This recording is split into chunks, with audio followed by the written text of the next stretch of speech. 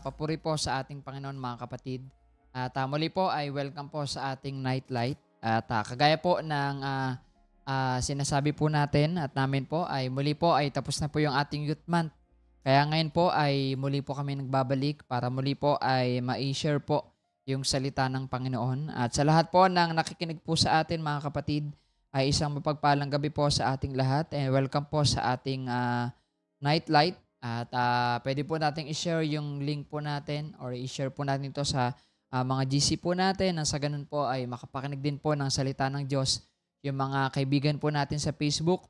At habang tayo po ay nasa mga tahanan po natin ay pwede po tayo na makapakinig po ng salita ng Diyos. Yung ilang po sa atin ay possible pauwi pa lang po sa ating mga tahanan. At ingat po tayo sa ating pag-uwi. At habang tayo po'y pauwi o nasa mga tahanan po natin, ay tayo po'y makinig po ng salita po ng ating Panginoon. At alam ko po yung ilang po sa atin po ay pagod, galing sa trabaho, galing sa school, or may mga problema po tayo. Pero ito po yung ating way po natin para ma-recharge po tayo at makita po natin yung salita ng Diyos na nais siya pong sabihin sa bawat isa po sa atin. Kaya sa pag-aaralan po natin sa gabing ito ay makaka-relate po tayong lahat sapagkat itong pag-uusapan po natin ay very common na pinagdadaanan ng bawat isa po sa atin. Pero bago po yun, ay nais ko muna pong batiin po yung lahat po na nakikinig po sa atin sa live. Yan. Magandang gabi po kay Sister Sen Narbarte. Yan. Kay Brother Ian Esposo. Kay Brother Jean Bristol, magandang gabi po. Kay Sister Mera Alcazar Diaz. Kay Sister Malyari Alundaychi. Ayan. Kay Brother Joel Ortola at sa lahat po ng nakikinig sa atin, sa bawat isa po sa atin sa gabing ito.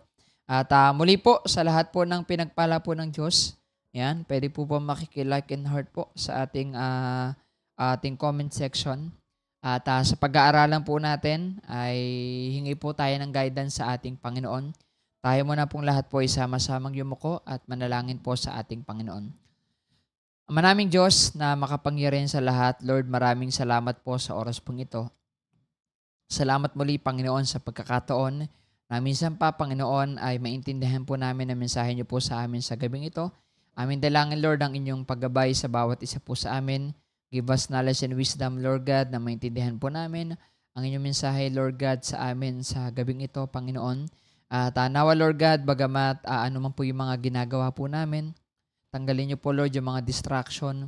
Makapag-focus po kami, Lord, sa pakikinig po namin ng inyong mayamang salita. Salamat, Panginoon.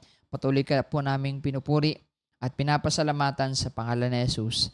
Amen. Ayan. Magandang gabi po kay Sister Olive Aransanso, kay Brother Salvador Jordan. Ayan. Kay Sister Dedicatoria Celso Jr. Ayan. Magandang gabi po sa ating lahat. At yung pag-uusapan po natin mga kapatid, it is a continuation ng siniseries po natin sapagkat medyo naputol po tayo nung buong buwan ng October dahil yun po yung Youth Month po natin at binigyan po natin ng pagkakataon na gamitin po sila ng Panginoon para ma-share po yung kanyang salita. But let us continue yung series po natin doon sa book ng Nehemiah, which is pag-uusapan po natin po dito yung tungkol po kay Nehemiah, paano po siya ginamit ng ating Panginoon to rebuild the wall of Jerusalem, na kung saan ito po yung siniseries po natin, unti-unti po yan. At doon sa process ng kanilang pag-build ng wall of Jerusalem, ay marami po silang mga pinagdaanan. Okay, so from very beginning pa lamang po, marami na pong against po sa kanila, and maraming opposition, maraming komento, okay, to the point na halos mapanghinaan na po sila ng lakas ng loob. Pero dahil po sa Panginoon at dahil matibay po yung kanilang pananampalataya, ay nagpatuloy po sila para gawin po yung pinapagawa po sa kanila ng ating Panginoon. Kaya po yung pag-uusapan po natin, ang sabi po dito ay successful handling of internal problem. Okay, so yung mga nakaraang pinag-usapan po kasi natin mga kapatid, ito po yung mga problema po nila dahil po sa mga opposition galing po sa ibang tao. Mga komento, mga hindi magagandang ginagawa po sa kanila doon sa pagre-rebuild po nilang ng Wall of Jerusalem. Now, meron po tayong tinatawag na internal problem. So yung pag-uusapan po natin ay hindi ito problema doon sa mga tao na nag-oppose po sa kanila, but this is the problem between po mismo sa kanila. Okay, which is kung i-apply po natin sa church, meron po tayong tinatawag na problema po natin outside the church, but meron din tayong tinatawag na internal problem in the church. Okay, so nung time na ginagawa po nila yung Wall of Jerusalem, ay nagkaroon po sila ng internal problem. Okay? Sila po mismo ay nagkaroon ng problema. So meaning to say, bukod po sa problema po nila yung mga opposition ng mga tao na against po sa pagbabalik ng Wall of Jerusalem, ay problema rin po nila mismo yung mga tao po doon sa nagre-rebuild po nito. But hindi naman siya problema na talagang napakahirap na solusyonan, but isa rin po itong problema na kailangan po nilang bigyan ng solusyon para mas magtagumpay po sila to rebuild again the Wall of Jerusalem. At mababasa po natin po ito sa aklat po ng Nehemiah, chapter 5, verse 1 to 13. So, bali 3 verse lang po, bali 13 verse lang po tayo, and we have 3 points na pag-uusapan sa oras pong ito. But before that, sabi po dito, ano ba yung internal problem? Sabi po dito, the internal problem refers to the challenges or issues that arise within the organization, affecting its processes, culture, and overall performance. Okay, kasi nga po, nire-rebuild po nila yung Wall of Jerusalem. Inutusan po ng Panginoon si Nehemiah. But dahil po sa hindi po may iwasan yung mga problema, opposition, ay nagkaroon din po sila ng mga konting problema doon sa internal na organisasyon na meron po sila. Kaya na sila po mismo na nag-rebuild po nito, nagkaroon po sila ng mga konting issues. Okay, yung biglang na lang nagkaroon po nito, and naapektuhan po nito yung process, yung performance ng ginagawa po nila. Kaya ito si Nehemiah, bilang lingkod ng Panginoon, siya po ay to the rescue para ayusin po yung problema. Kaya unang pag-uusapan po natin yung tinatawag po nating the problem. Okay, so sino po ba dito yung may mga problema? So lahat po tayo may mga problema. At ito po ay pagpapatunay na lahat po tayo may mga problema. Okay? At kagaya po ng siniseries po natin, we series dun sa ating midweek, yung the church in the Revelation, the 7 churches in the Revelation. Lahat po sila merong kanya-kanyang problema. Meron po silang tinatawag na internal problem na kailangan po nilang ayusin. So si Nehemiah, nung time na nire-rebuild po nila yung Wall of Jerusalem, nagkaroon po sila ng problema. At pwede po itong maapektuhan yung performance na ginagawa po nila na hindi magiging maganda yung epekto po nito para ma-rebuild po yung Wall of Jerusalem. Kaya ang pinakang mahalagang solusyon po dito ay harapin po nila yung problema. So ganoon din po tayo mga kapatid. Dito, papakita po dito ni Nehemiah na hindi po dapat natin tinatakbuhan yung problema. Sa halip, kailangan ay hinaharap po natin yung problema. At hindi lang natin siya basta harapin, kundi hihingi po tayo ng guidance, wisdom sa ating Panginoon. Okay, so ano po ba yung mga naging problema po nila? So the problem, in verse 1 and 2, sabi po dito, "Now then, men and their wives raised as a great outcry against their fellow Jews." Okay, so ito po ay problema doon sa organization po nila. Okay, as a team, bilang nagre-rebuild ng Wall of Jerusalem, nagkaroon po sila ng problema. Some were saying, "We and our sons and daughters are numerous. In order for us to eat and stay alive, we must get grain." Okay, kasi alam nyo, hindi naman po agad-agad na-rebuild po yung Wall of Jerusalem. Hindi naman siya parang agad-agad, 1 taon lang, 2 taon lang. Unang-una, hindi naman po high-tech yung mga gamit po nila nung time na yon. Mano-mano po nilang ginagawa po yun. Kaya dumating sa pagkakataon na itong mga supporters po ni Nehemiah para i-rebuild yung Wall of Jerusalem, ay nagkaroon po sila ng konting problema. Kaya ang problema po nila ay dumadami yung kanilang mga anak. So dahil dumadami yung kanilang mga anak, dumadami po sila, ay kailangan po nila itong pakainin. Okay? Ngayon, ang makikita po natin po dito, possible sila po ay nagkaroon ng problema doon sa tinatawag po nating resources para pakainin yung kanilang pamilya. Okay? na parang isosupport nila doon sa pagre-rebuild ng Wall of Jerusalem, pero pag isosupport po nila, mawawala naman sila ng pangpamilya po nila para kakainin po nila. Okay? Ito pa po yung sumbong po sa kanila sa verse 3. Others were saying, "We are mortgaging our fields, our vineyards, and our homes to get grain during the famine." Problema naman nila yung famine. Okay? Kumbaga, parang ang nagiging problema po nila, oops, teka lang. Okay? Kailangan din nilang magtanim, kailangan din nilang pangalagaan yung kanilang farm, na parang nauubos na yung panahon nila to rebuild the wall of Jerusalem. Wala na silang panahon.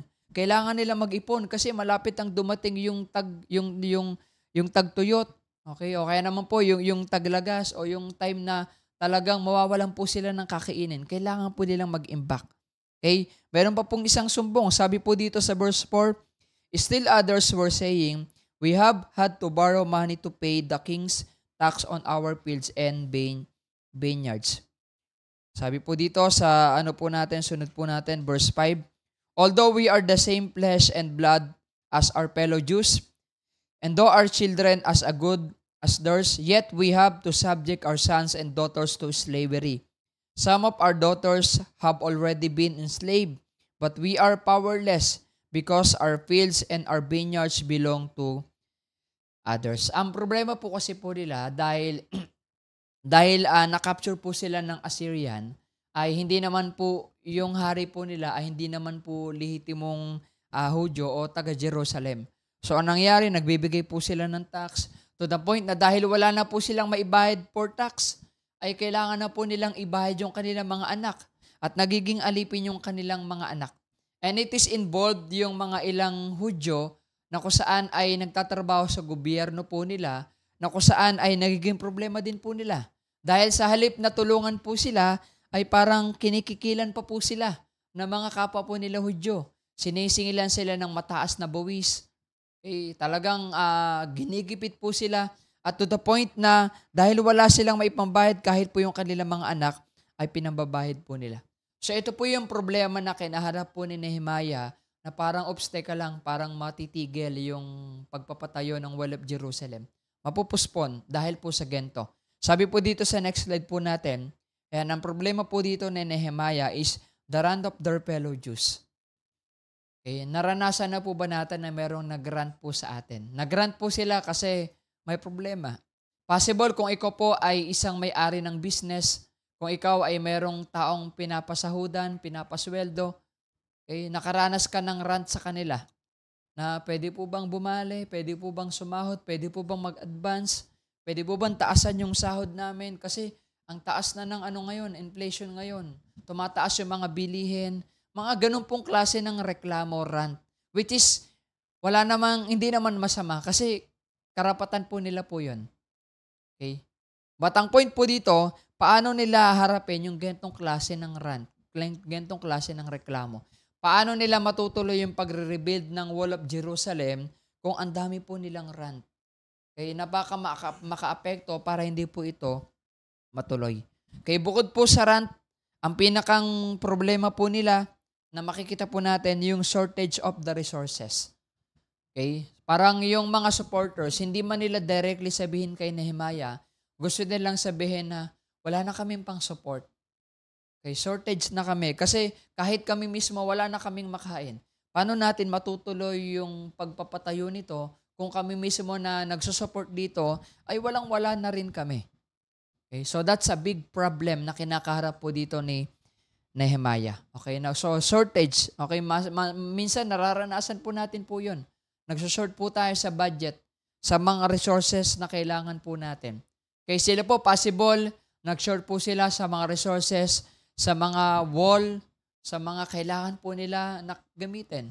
Wala nang maibigay po kasi kahit yung mga sumusuporta po sa kanya ay nawalan na rin po.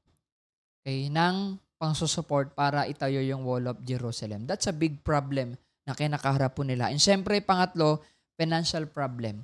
Dahil nag-short po sila sa resources, wala na rin silang financial.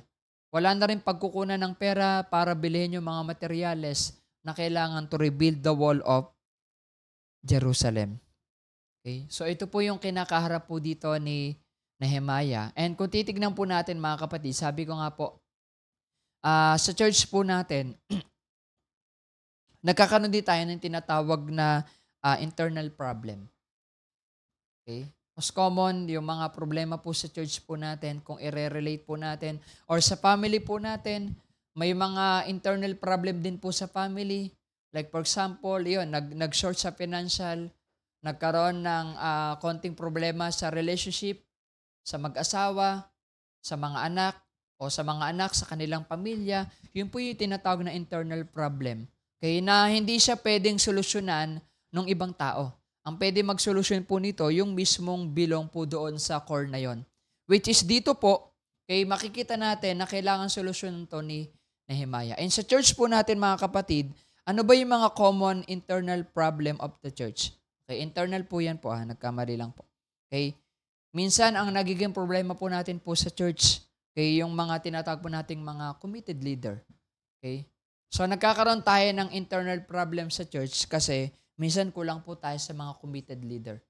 Okay, marami po tayo, masasabi po natin na hundreds, minsan may mga church na 1,000 po yung members po nila, but ilan lang po sa kanila yung mga committed leader. Okay, kaya nga even nung time pa nila Moises, nag-assign po sila ng mga committed leader. E minsan kaya nagkakaroon ng problema sa church kasi minsan kulang po tayo sa mga committed na leader. So ngayon po, mag-end na po yung year po natin. Malaking bagay po yung makapag-commit po tayo as a leader.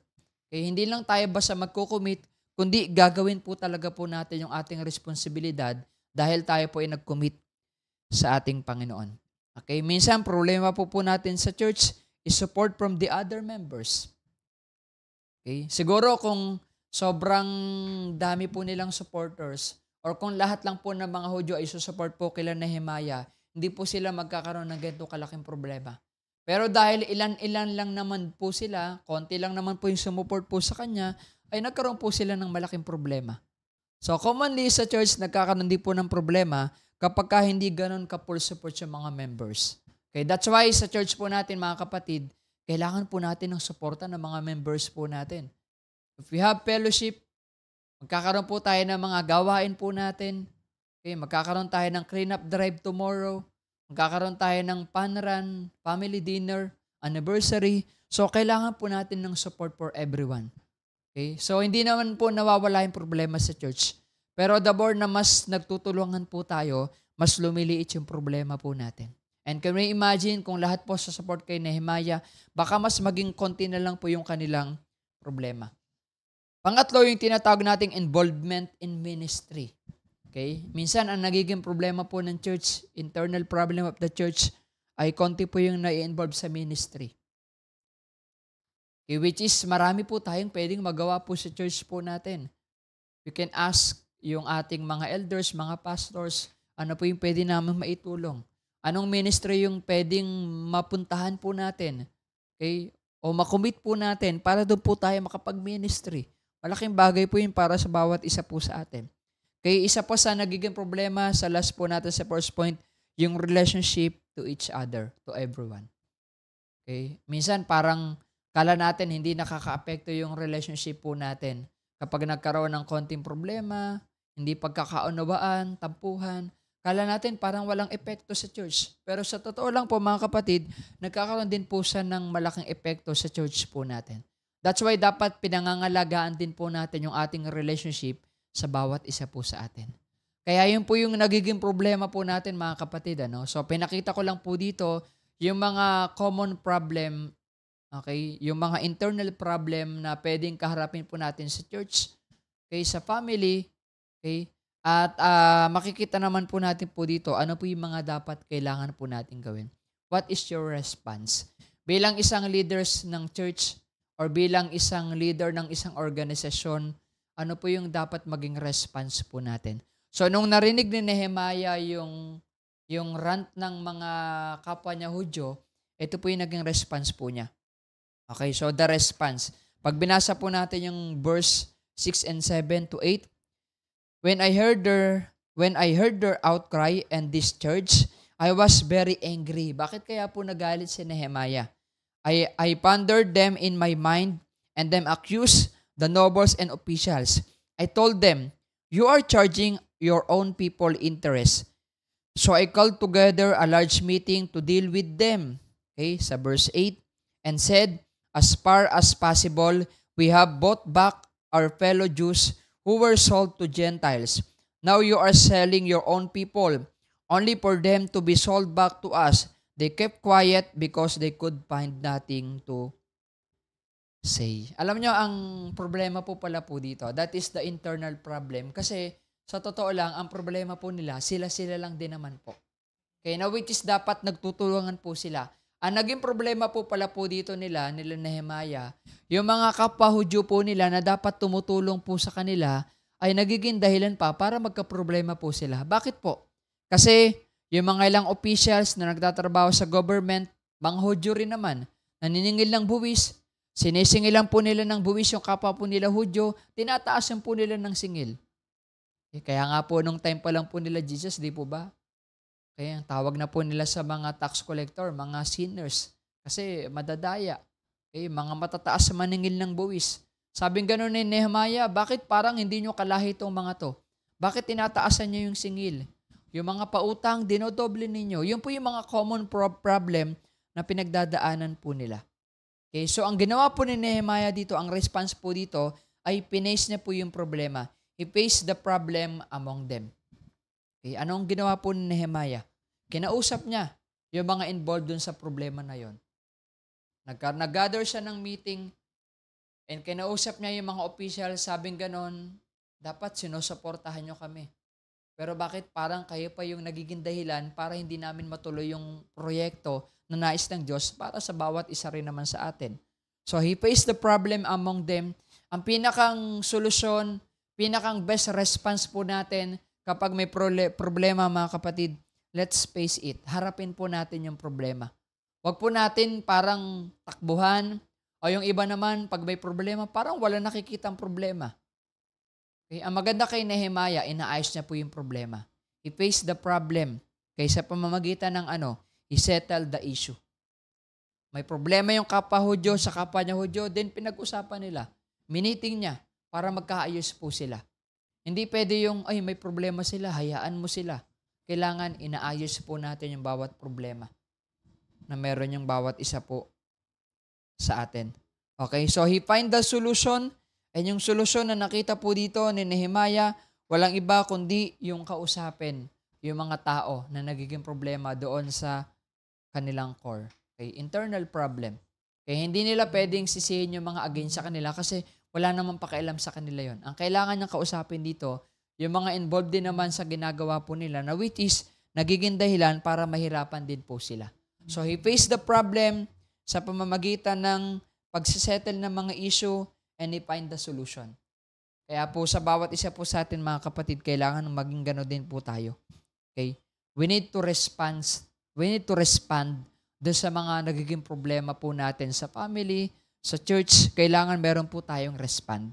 Hindi pwedeng hayaan na lang po natin na okay na yan, lilipas din yan. Okay? Pero kailangan po pala nating harapin at bigyan natin ng response yung mga ganong klase ng problema. Kaya ang naging maganda po dito, sabi po dito, how should we respond to the problem of the church? If ever man po na magkaroon ng problema yung church as a leader or sa core po natin, kung may mga nililid po tayo, what we need to do? Unang-una, kagaya po ng ginawa dito po ni Nehemiah, i-address the problem. Okay, kailangan i-address po natin yung problema. Parang problema po sa bahay. Kung for example, merong tumutulo, di mo siya pwedeng basta takpan na lang, basta-basta. O parang sabihin, eto siguro yung problema. Kailangan hanapin mo yung pinakang problema. Bakit ba tumutulo? Ano ba yung pinakang dahilan? Okay? Same din po sa problema po natin sa bawat isa, sa family natin, sa church. We need to address the problem. Ano ba yung dahilan? Bakit ba sila naging gento? Bakit ba yung mga Hudyo nung time ni Nehemiah, ang dami nilang rant? Bakit ba sila naghihirap? Bakit ba nagiging alipin yung mga anak po nila? Ang naging problema pala, kinikikilan po sila ng mga kapwa po nila Hudyo. Tinataasan yung pagsingil ng buwis. So ang naging solusyon dito ni Nehemiah, ang naging response niya po dito, in-address niya po yung problema. So it is very important na sa bawat buhay po natin, ina-address po natin yung problema. Huwag po nating takbuhan. Huwag nating parang baliwalain. So we need to address every problem. And pangalawa, we need to pray for it. We need to pray for that. Yung mga problema, kung meron po tayong kinakaharap, ipag-pray po natin yung mga problema na yon. Now, ang pangatlo po natin, let us ask for the leaders to settle the problem. Pwede po tayo mag-ask sa mga leaders po natin kung may nakita tayong problema sa church, kay sa family natin, kung kailangan ng tulong, then mag-ask po tayo ng mga pwede makatulong po sa atin. Kaya ang maganda po dito si Nehemiah, hindi siya pinanghinaan ng loob. Pwede niyang sabihin na, sige, next year na lang natin ituloy itong pagbibuild natin ng Wall of Jerusalem. Pero hindi po eh. Ang ginawa ni Nehemiah, he has a response, and yung response na yon is para makita niya yung solusyon sa problema na yon. Okay? So hindi natin pwedeng basta, hayaan mo yung problema, dadaan lang yan. Kailangan pala ina-address po natin para masolusyonan po natin. Okay? And do this with love and care. Okay? Bagamat makikita natin sa verse po natin, nagalit si Nehemiah. Sabi po doon, I was angry. Nagalit ako kasi ganun po pala yung nabalitaan niya. Kaya pala parang naghihirap yung mga sumusupport po sa kanya. Ganun po pala yung nangyari. Pero despite of that, kinausap pa rin niya yung mga tao with love and care. Kaya nga sabi sa verse po natin, wala na silang nasabi against kay Nehemiah. Okay, kasi possible kung galit siya, kung kanya po yung pinagsabihan ng hindi maganda, mag-aaway-away po sila. Pero dahil ang response po ni Nehemiah with love and care, naging maayos po yung problema. So ganun din po sa bawat isa po sa ating mga kapatid. Mas masisettle po natin ang maayos yung problema kung gagawin po natin with love and care, o with care and love yung mga bagay na ginagawa po natin. So hindi pwedeng padalos-dalos po tayo. Hindi pwedeng magagalit ka na lang bigla. Kailangan sinusolusyonan po natin ng maayos yung problema. Nagkakaroon po tayo ng maayos na response sa bawat problema na kinakaharap ng bawat isa po sa atin. Now, dahil merong problema, inarap po ito ni Nehemiah, nagkaroon siya ng positive response. Ang tawag po sa ginawa ni Nehemiah is a positive response. Kapag hindi maganda yung response po natin sa problema po natin, asahan po natin, hindi tayo makakahanap ng best solution sa mga problema po natin. So, pinakita dito ni Nehemiah that we need a positive response. At dahil nakita niya, nag-action siya ng positive response, he find the solution. And ito po yung last na pag-uusapan po natin, the solution. Ano ba yung solution na ginawa ni Nehemiah? Sabi niya po dito sa mga last verse po natin, so I continued, what you are doing, it is not right. Pinagsabihan niya, hindi maganda yung ginagawa ninyo. Sabi po dito, shouldn't you walk in the fear of our God to avoid reproach of our Gentile enemies? Okay? And I, my brothers and my men are also lending the people money and grain, but let us stop charging interest. Okay, siyempre parang business is business. Kaya lang ang problema naman, parang sabi ni Nehemiah, alam ko business natin yan, pero wag naman nating gulangan, wag naman nating taasan yung interest natin kasi lahat naman tayo merong pangangailangan. Kaya ito yung pinapakiusap po sa kanila ni Nehemiah. Sabi po dito sa next po natin sa verse 11, give back to them immediately their fields and vineyards, olive groves and houses, and also the interest you are charging them. 1% of the money, grain, new wine, and olive oil. Verse 12, we will give it back, they said. O, di ba, maayos na mo po kausap. Sabi po dito, we will give it back, they said. And we will not demand anything more from them. We will do as you say. Then I summoned the priests and made the nobles of officials take on oath to do what they had promised. Verse 13, I also shook out of folds of my robe and said, in this way, may God shake out of their house and possession anyone who does not keep this promise. So may such a person be shaken out and emptied. At this, the whole assembly said, Amen, and praised the Lord, and the people did as they had promised. Ito po, ang galing po ng ginawa dito ni Nehemiah. Sa halip na palakihin niya yung problema, dahil nagkaroon siya ng positive response, naayos niya po kaagad yung problema. Kaya naman palang ayusin sa maayos na usapan. Okay, minsan, ganun po no? Parang kaya po pala lumalaki yung problema po natin na hindi pinag-uusapan. Di po ba, pansinin po natin, kahit sa family, bakit lumalaki yung problema? Bakit kinikimkim yung mga sama ng loob? Kasi hindi na pag-uusapan. Kahit po sa church, bakit merong mga lumalaking tampuhan? Misunderstanding kasi hindi na pag-uusapan. Pero dito si Nehemiah, pinakita niya po dito that when we face a problem, we need to have a positive response to find a right solution. And ang pinakang solution po dito is kausapin po sila at magkaroon ng maayos na conversation. Okay, sabi po dito, he opened a conversation with unity. Okay, kapag ginaharap po natin yung problema, kailangan pag pinag-uusapan, hindi natin solusyon ito para pag-usapan para magkaroon ng division. Okay? We talk the problem in the church to have unity. Okay? And sad to say, minsan nagiging problema, pinag-uusapan yung problema sa church pero ang ending, nagkakaroon ng pagkakawatak-watak. Nagkakaroon ng division.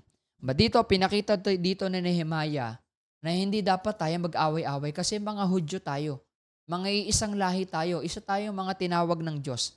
Okay, kailangan, we need to talk, we need to solve this problem with unity. Kailangan magkaroon sila ng pagkakaisa. So, ganun din po tayo mga kapatid.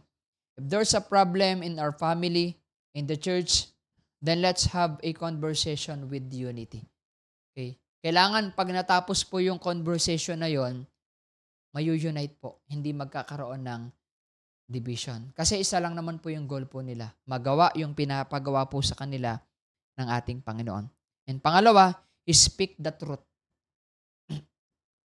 Nagsalita siya ng totoo. Pansinin po ninyo, parang sasabihin po, parang kung titignan po natin, yung mga sinasabi dito ni Nehemiah, very direct to the point. Okay? Parang naging siya dito parang naging prangka. Kung sa term po natin po ngayon. But he speak the truth. Bakit nga naman sila mag-aaway-away? Bakit nga naman kikikilan mo yung kapwa mo Hudyo, which is dapat kayo po yung nagtutulong-tulungan bilang mga lingkod ng ating Panginoon. So, ang pinakang best solution po dito mga kapatid, kapag may problema po tayo, we need to speak the truth. Kung may problema sa family, sabihin natin yung totoo. Kung may problema sa church, nagkaroon ng conversation, sabihin natin yung totoo. And ang maganda po kay Nehemiah, he speak as a leader. When you speak as a leader, you speak the truth. And hindi mo purpose o hindi mo intention na magkaroon ng division, magkaroon ng samaan ng loob. But as a leader, your goal, kaya ka nakipag-usap sa kanila, is to maintain the unity and to speak the truth. And sana maging gano'n din po tayo mga kapatid. Let us always speak the truth and have a conversation with unity. Okay? So ngayon po, ano po yung application po nito sa buhay po natin, sa last part po natin? What would be the solution to solve the problem in the church? Okay, kasi si Nehemiah, sinolve niya po yung problema. Okay, sinolve niya yung problema sa pamamagitan ng right conversation, speak the truth, speak as a leader. Ngayon po sa atin po, bilang mga lingkod ng ating Panginoon, ang isa po sa pwedeng magagawa po natin para mas masolusyonan po natin yung problema, sabi po dito, let us open our hearts and feelings to everyone. Okay. Kailangan po pala mga kapatid, maging open tayo sa isa't isa. Okay. Kung for example, nagkaroon ng misunderstanding, nagalit ka sa kanya, nagtampo ka sa kanya, then bakit hindi mo sabihin sa kanya yung totoo? Okay. Biblical naman po ito Let us confess to everyone. Okay? Yung mga kasalanan natin, yung mga saloobin po natin, kailangan maging open po tayo. Kasi the more na mas hindi tayo nagiging open, the more na mas nagkakaroon ng mas malaking problema. That's why napakahalaga po ng tinatawag na confrontation. Have confrontation. Okay? Wala pong masama sa confrontation mga kapatid.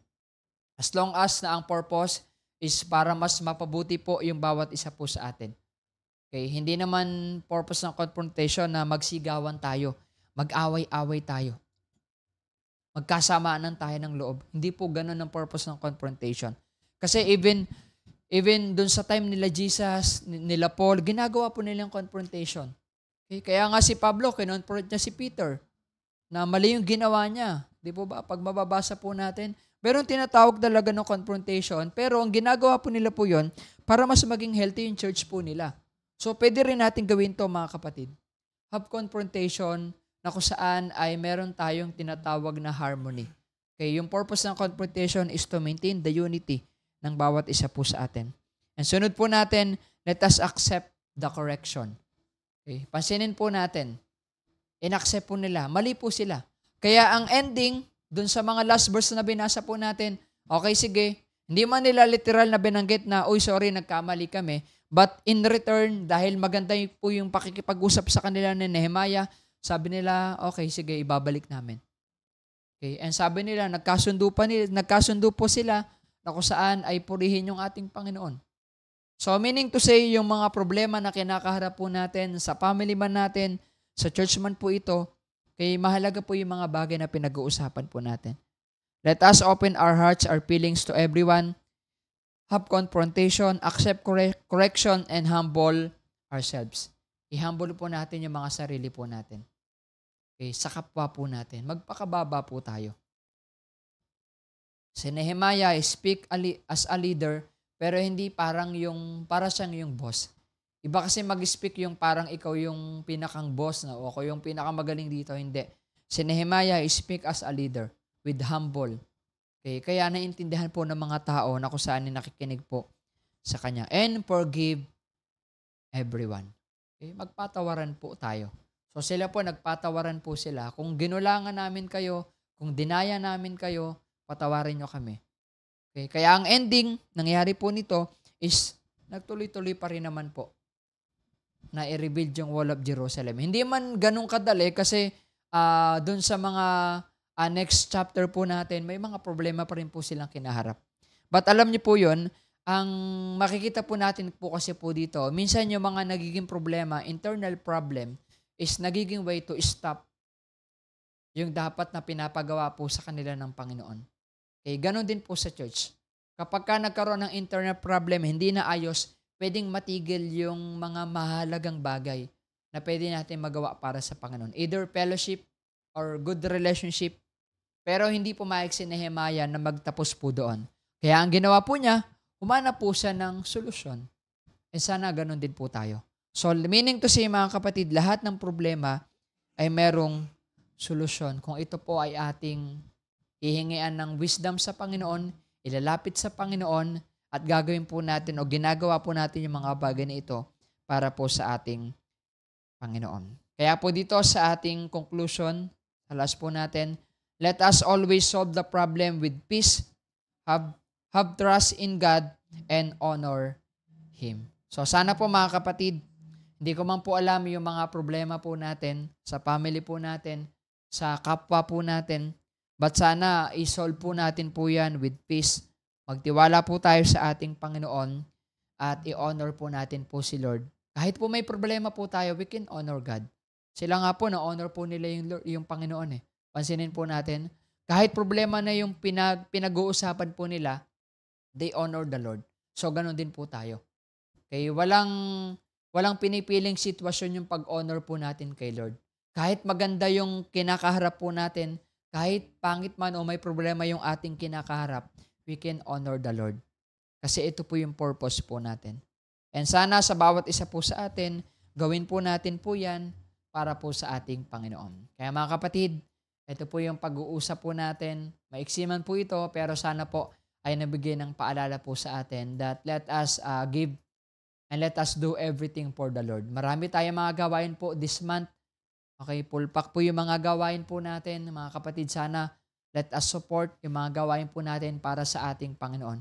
Ano man yung mga bagay na pwede nating magawa to support the event, the fellowship, mga gawain po natin, ibigay po natin para sa Panginoon.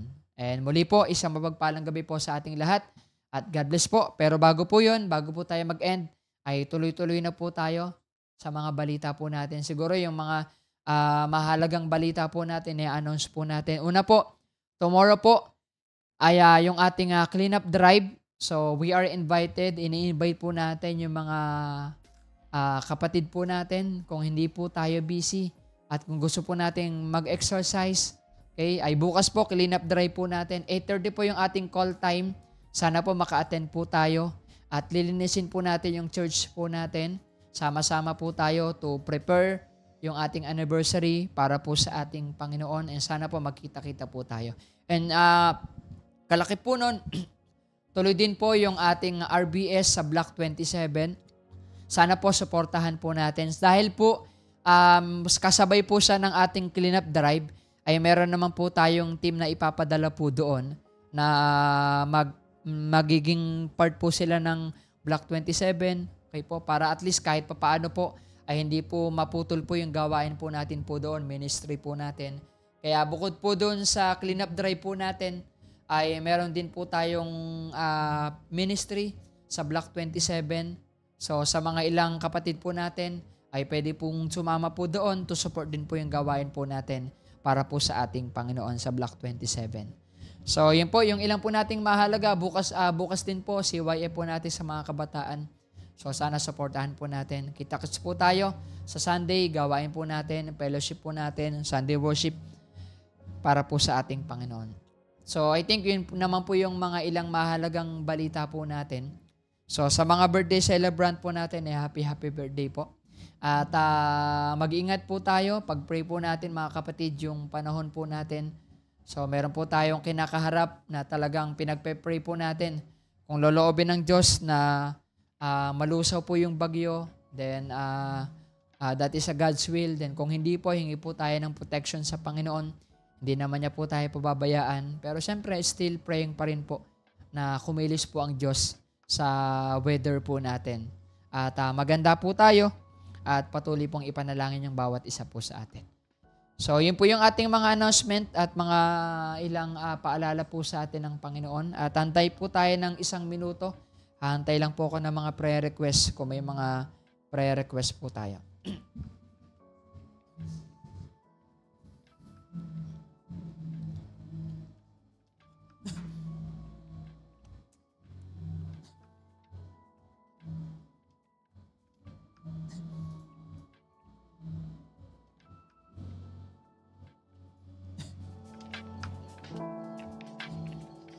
Ayan, sige po mga kapatid. At isama po natin po sa prayer request sa mga ilang po nating kapatid na kung saan ay nandito po sa list po natin. And isama na rin po natin sa prayer yung weather po natin at pagandahan po natin yung paparating po na bagyo.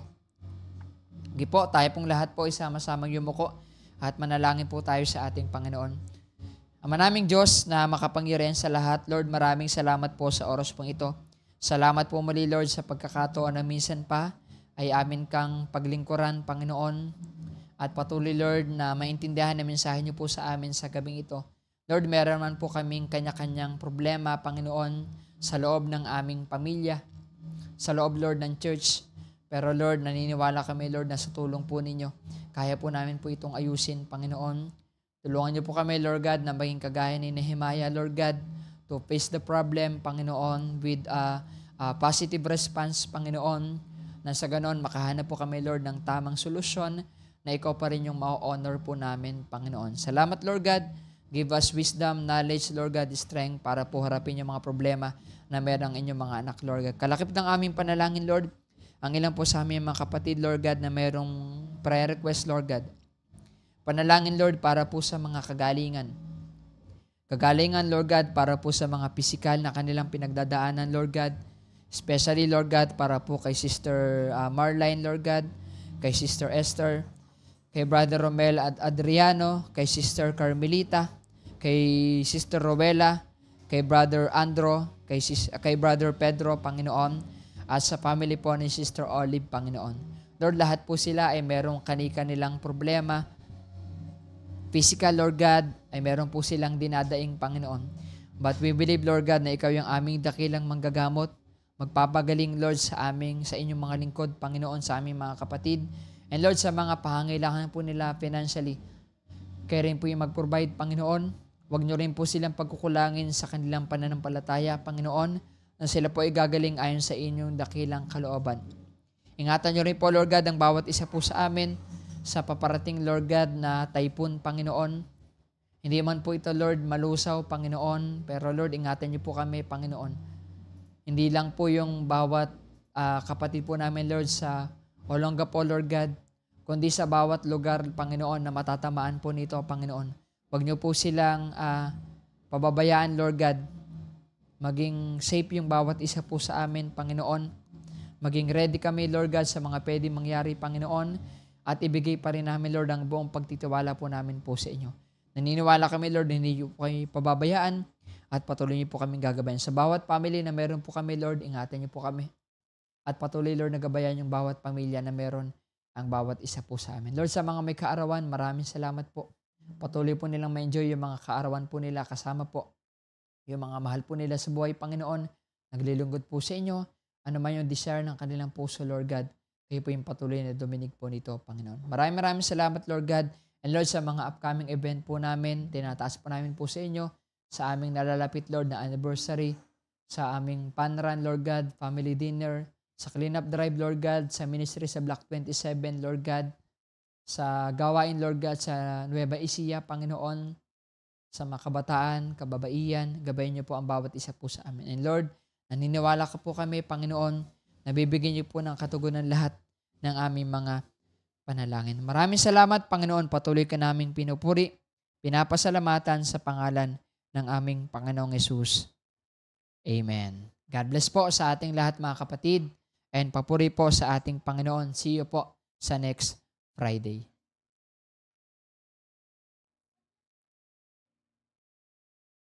And life.